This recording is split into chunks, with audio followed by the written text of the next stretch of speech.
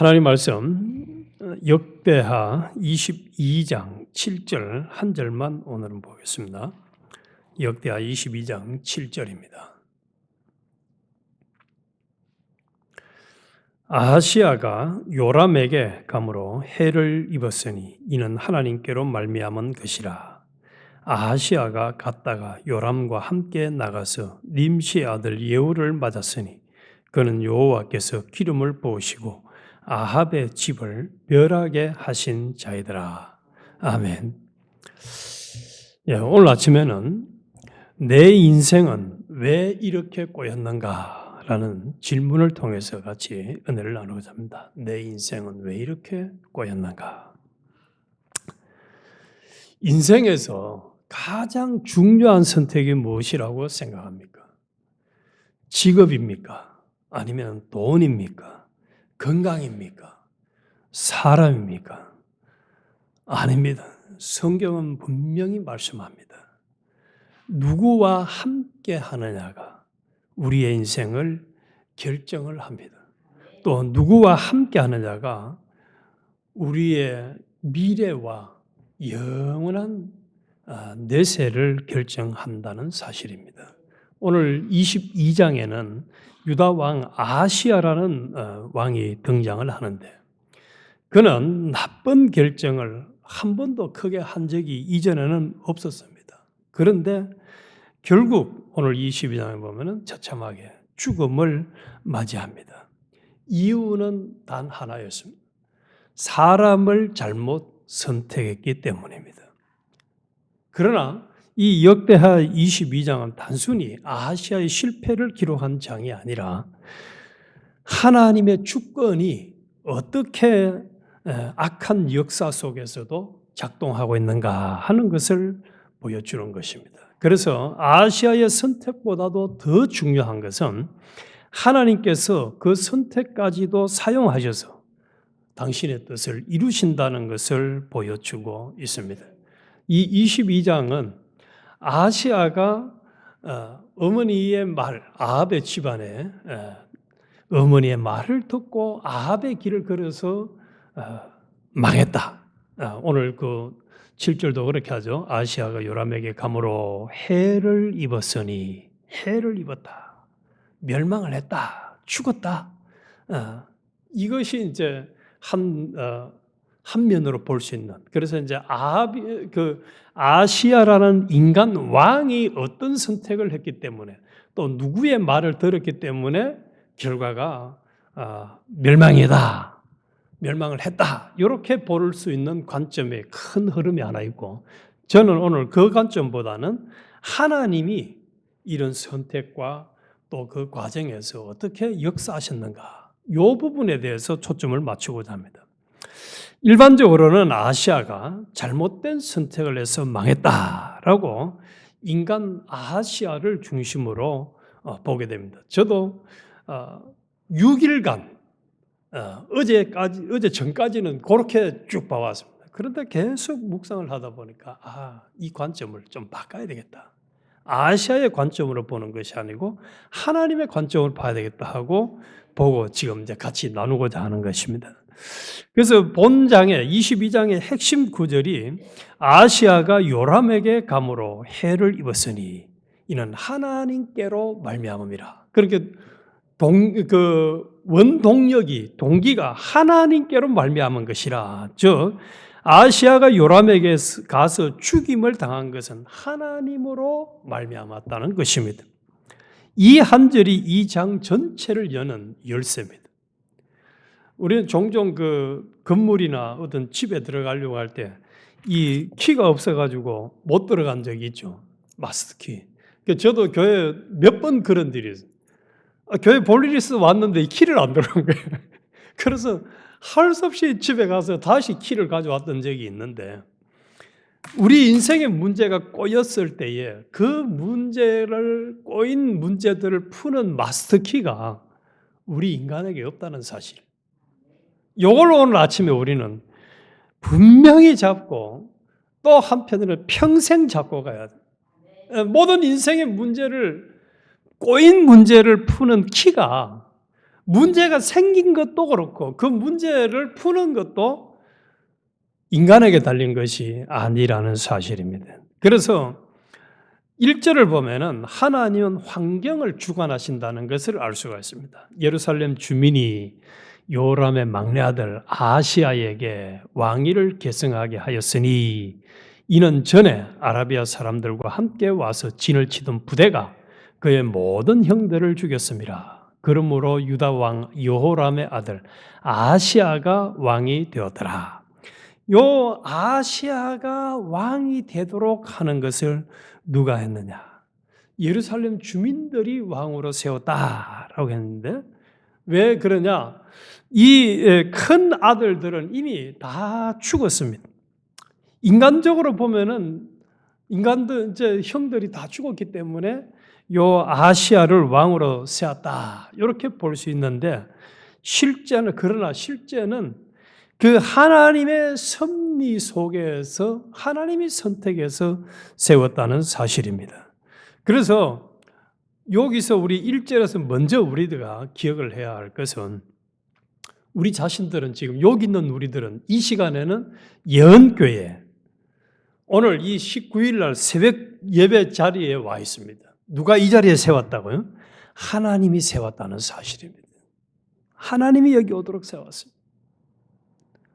그래서 내가 서 있는 자리, 지금의 현재 나를 있게 하신 분은 하나님이지 인간들이 아니라는 게 그 모습을 보면은 뭐 사람들이 이렇게 저렇게 하고 또 내가 어떻게 하고 한 것처럼 보일지 몰라도 실제는 하나님이 세웠다.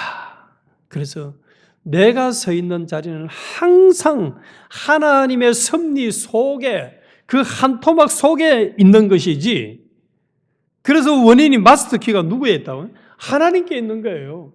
사람에게 원인을 찾으려고 하면 안 된다는 사실.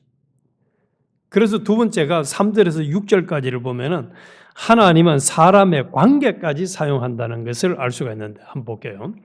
3절 아시아도 아합의 집길로 행하였으니 이는 그의 어머니가 꾀어 악을 행하게 하였습니다. 그래서 어머니 그 조언을 듣고 이제 악을 행했다는 거예요. 그의 아버지가 죽은 후에 그가 패망하게 하는 아합의 집의 가르침을 따라 여호와 보시기에 아합의 집같이 악을 행하였더라.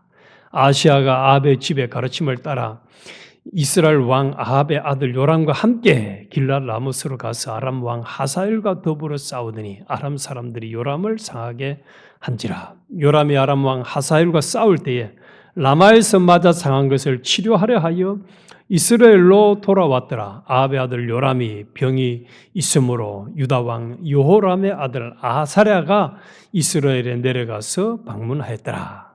그래서 아시아는 아합의 집과 이제 연결이 됩니다. 그의 어머니 아달랴의 꼬임에 넘어가서 악한 영향을 받아서 패망하게 하는 아합의 가르침을 따라 여호와 보시기에 악한 길을 걸었습니다.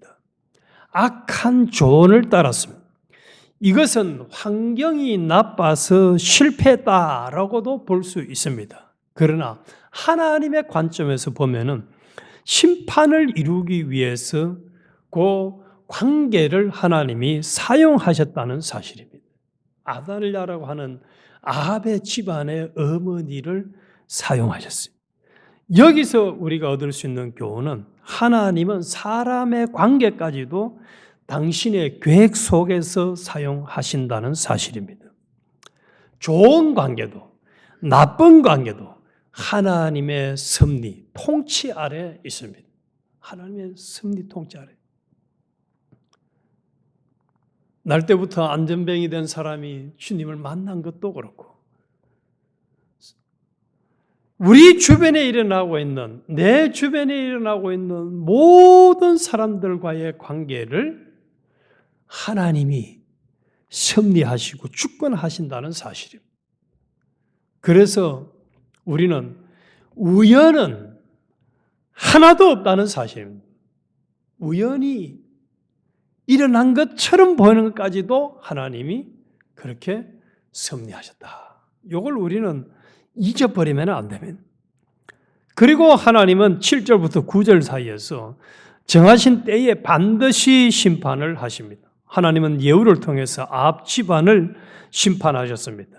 이때 아하시아도 그 심판에 포함이 된 7절 보게요.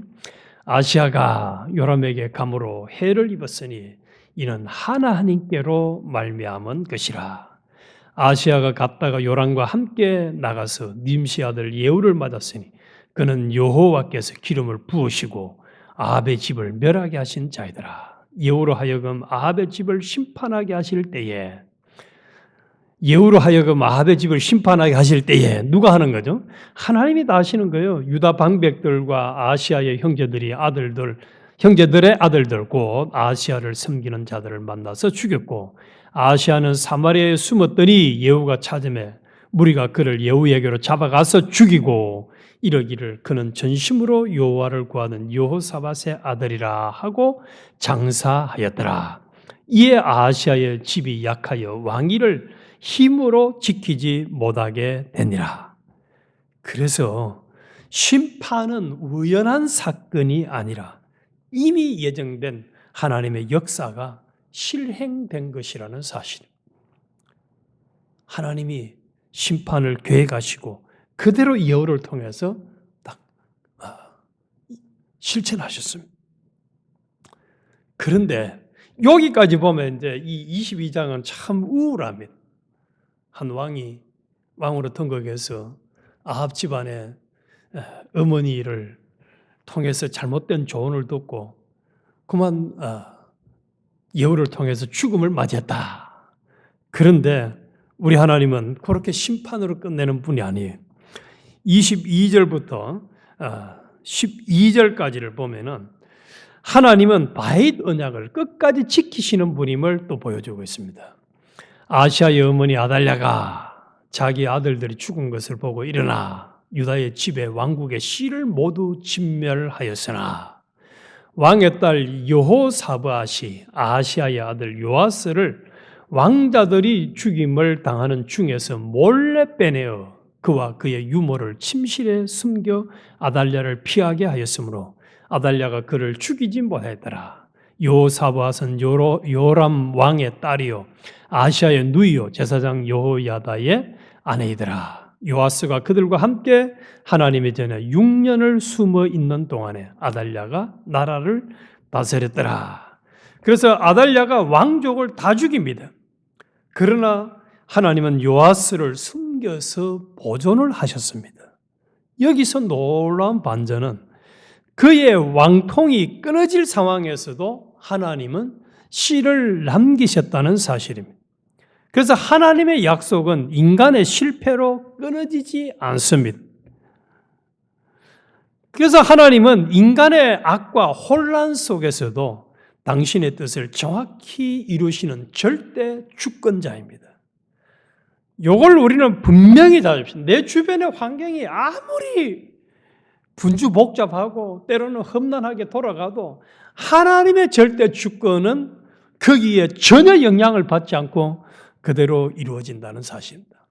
자, 여기서 우리 자신에게 적용해야 될 교훈 5가지만 정리를 해보겠습니다. 첫 번째, 내 인생은 우연이 아니라 하나님의 배치이다라는 사실입니다.